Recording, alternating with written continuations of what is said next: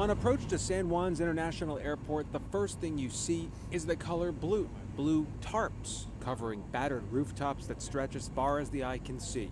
More than 2 months later, it's what passes for protection from the rain. But at the airport, nothing stops the tears. We didn't have to look hard to find the true human toll of Hurricane Maria. The little girl clinging to her dad is named Sophia. They're saying goodbye for who knows how long. Wow. It's really difficult, Texile Gonzalez told me. I feel like my heart is being ripped out of my body. Sophia is heading to New York with her mom. Life in Puerto Rico, just too hard. When I walk through these doors, I see lots of families saying goodbye, hugging, crying. It is the new norm every single day. She may share the name of the storm that caused such despair, but Maria Natal is a lifeline. The Bronx-raised duty manager for JetBlue here in San Juan has been working around the clock with her team to serve as many people as possible, with a tidal wave of Puerto Ricans booking every available seat for the mainland U.S. Hundreds of thousands have left the island. As U.S. citizens, they don't need passports, so flights out are booked through the end of the year.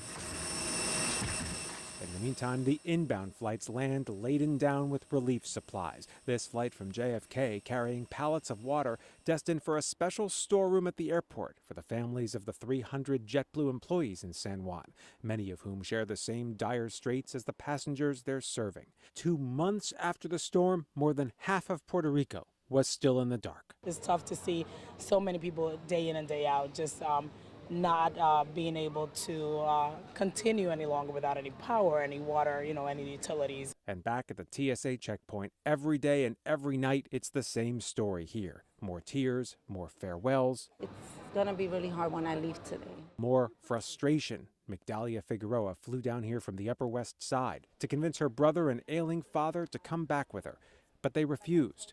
For some, the prospect of leaving is even scarier than the storm itself. What I did for both was just buy them generators, bring in extra food, gave them cash, but they just won't leave. I plan to try to come back again, and see if I can convince them one more time. Yeah. On the island's northwest coast, the city of Aguadilla is a surfer's paradise, but these days no one's focused on the breathtaking breakers. Instead, in pretty much every direction, it looks like Hurricane Maria blasted through just yesterday. Eye-popping damage that's become a permanent part of people's lives. Check out the damage on this gas station. You can see that power pole snapped in two.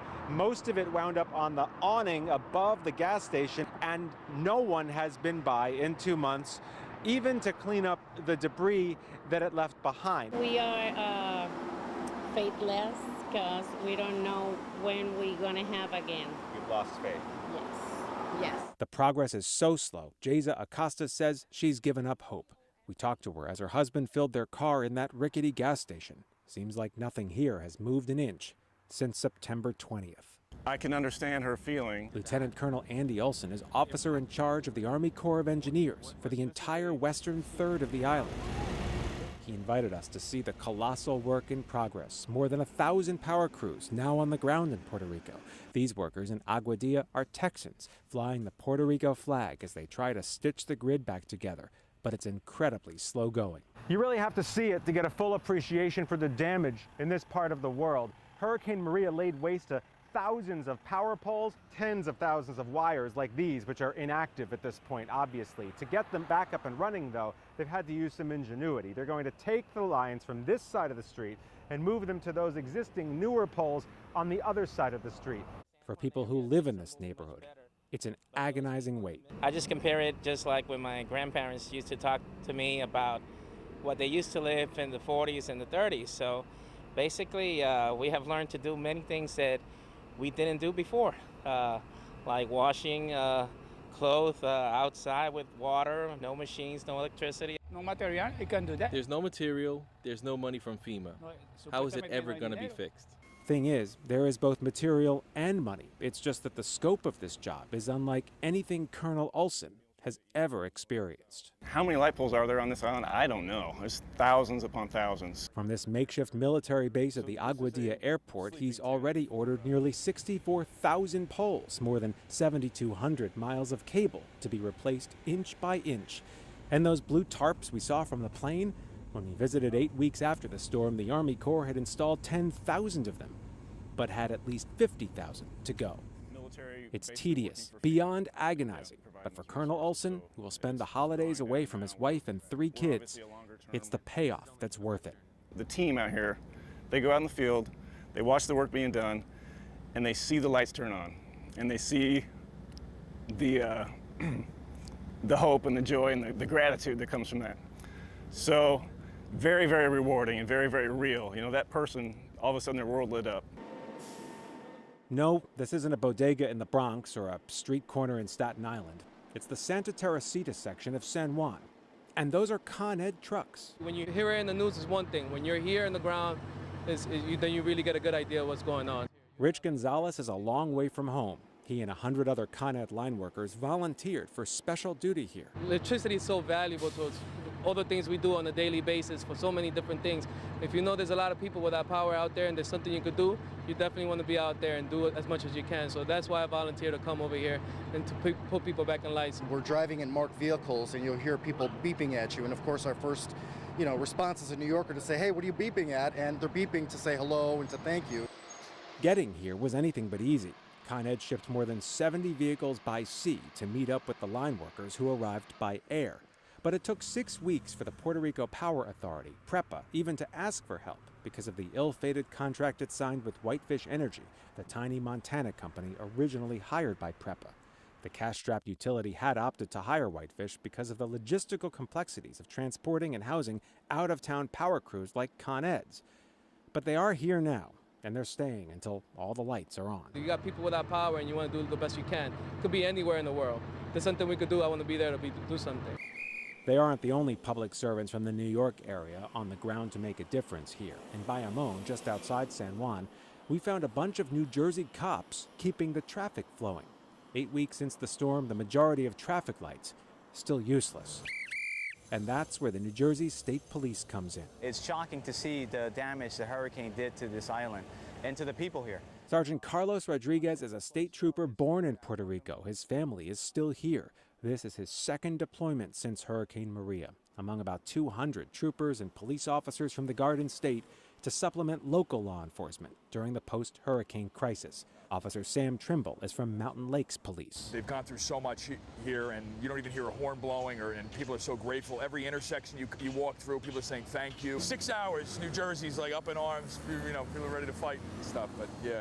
Well, here we are, 8 weeks. 8 weeks, it just says so much about the people here in Puerto Rico. Nearly a dozen police departments and prosecutors' offices sent people for this special detail. Like Con Ed, they shipped in those police cruisers by barge. When they're done, they'll leave the cars behind for local departments that need all the help they can get when it comes to equipment and manpower. A lot of them still don't have power.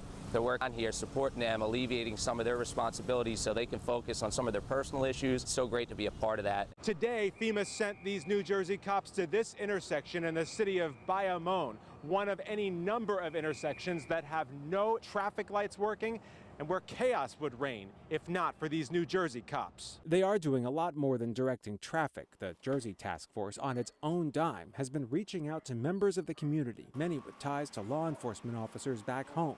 We went along with them as they brought water and meals to an elderly man, homebound and powerless, in more ways than one. Make sure they're okay. They have fuel, water, they have whatever they need to make their lives a little easier. We can provide. How are you? They're among the most vulnerable members of any society, but in Puerto Rico these days they seem all but forgotten.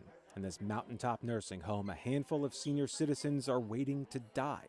Nothing but a small fan powered by an ancient generator to keep them from suffocating in the blazing heat. Joanne Velez monitors nursing homes for the Puerto Rican government. This one is out in a rural area, in a mountainous area, so it's much harder to bring the electric power to an area like this. We got to do something. We can't, no American can live peacefully and know that this is what we're, our fellow citizens are going through. I'm sorry I'm emotional, but that's all.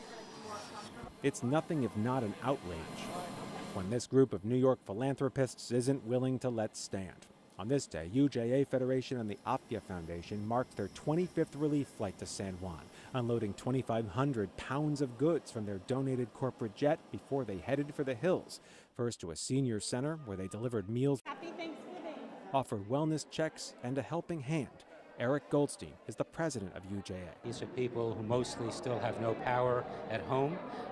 They have very little supplies in the local groceries, and we're here to bring additional supplies that they otherwise wouldn't have, so that, you know, there's some measure of comfort during a very difficult period here. But this was just a stop on the way to their true destination, this nursing home, where all the money goes toward fueling a wheezing generator that keeps a few lights on and that fan spinning.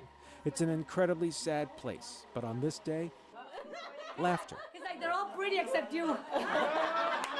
We hope that we can bring them some relief. Mi amigo. Mark Meaden has coordinated every flight and flown personally on many of them, supplying things like nutrient drinks and adult diapers, things you might take for granted. You're dealing with the most vulnerable people who are living with no power, no running water, no clean diapers, no medical supplies, very minimal food. Our ability to bring those types of supplies to them can be the difference between life and death. All they had here was half an hour before they had to head back to the airport and home, just enough time for a quick checkup, for the human touch the people here so desperately needed. And in mere minutes, a dreary and depressing home became a place of tremendous joy. I love you all. We love you too. The Casino Del Mar, 8 p.m. on a Tuesday night. All is normal here. On the street, in restaurants, the lights are on in San Juan's Condado district. In fact, spend any time here, you may never know the rest of the island is reeling, though the tourists have yet to return. It's very important that people come to Puerto Rico. Jose Izquierdo is walking a bit of a fine line. Of course, much of the Commonwealth, a landmass 3 times the size of Rhode Island, is still without power and even running water. But 82,000 jobs depend on the hospitality industry. Izquierdo's job is to convince you to come back now. We need your visits. We need people to see Puerto Rico, and I think they're going to get a really pleasant surprise. In fact, if there's anything positive to emerge from the devastation, he says it's that hoteliers have had the chance to renovate and buff up their product. But the drumbeat of negative stories is keeping visitors away, even as Justo Hernandez, FEMA's second in command here, says there has been a ton of progress. 89% of the supermarkets are open, and they got stock. The ATM transactions and the credit card transactions are up and running. 86% of the gas stations are open. No one knows the long-term effects of Maria on the island economy. The hundreds of thousands fleeing for the mainland have abandoned their jobs in places like this. I won't give up. But Joselito Delgado may offer some hope. He moved here from Perth Amboy 15 years ago. His family's still in Jersey and begging him to come home, but he is staying put. This, he says, is his home. They're like, come back over here. No, I like it. You just gotta keep going, you know. The idea is just don't give up.